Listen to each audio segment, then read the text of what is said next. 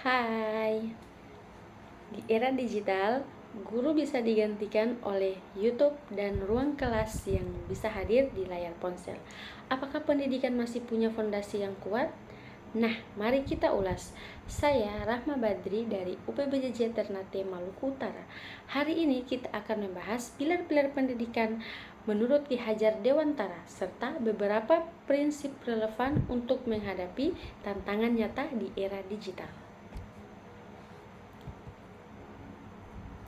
Kata pilar secara harfiah berarti tiang penyangga, sesuatu yang menopang sebuah bangunan agar tidak roboh.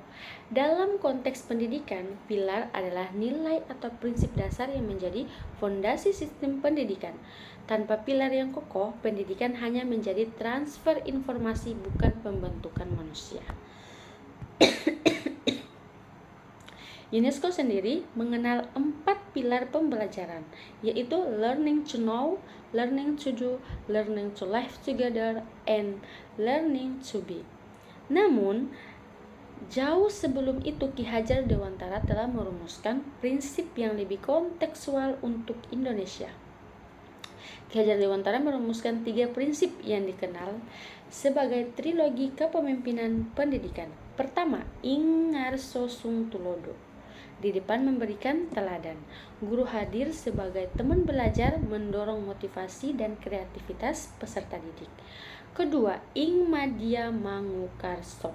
Di tengah membangun semangat, guru hadir sebagai teman belajar, mendorong motivasi dan kreativitas peserta didik.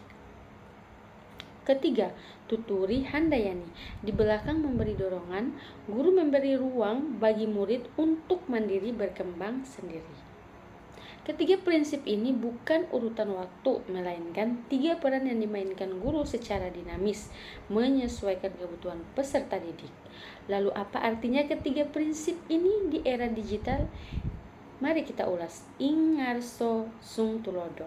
Hari ini berarti bahwa guru bukan hanya teladan dalam konten akademis, tetapi juga dalam etika digital. Sebagaimana bersikap di media sosial, menyaring informasi, dan bertanggung jawab dalam ruang daring.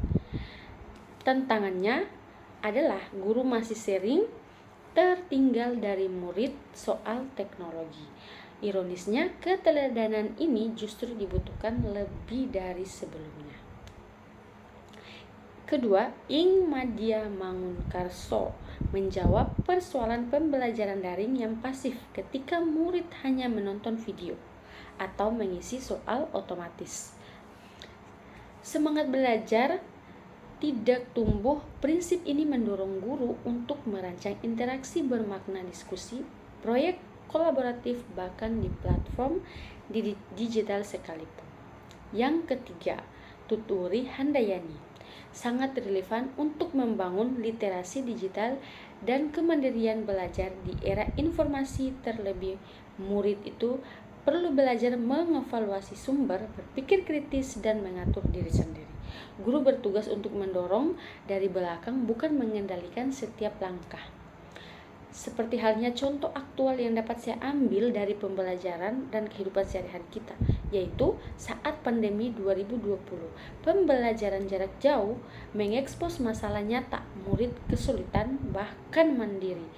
Bahkan belajar mandiri pun guru kesulitan untuk menjaga keterlibatan.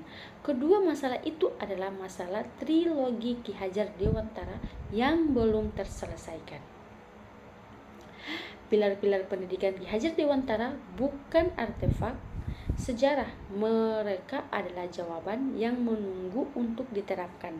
Bahkan lebih relevan di era digital, bukan kurang relevan. Yang berubah bukan prinsipnya, melainkan medium dan konteksnya. Guru masa kini perlu hadir sebagai teladan digital, pembangun semangat di ruang maya, dan pendorong kemandirian di tengah banjirnya informasi. Pendidikan nasional kita tidak kekurangan kurikulum atau teknologi. Yang sering kekurangan adalah penghayatan terhadap nilai-nilai dasar yang sudah dirumuskan sejak lama.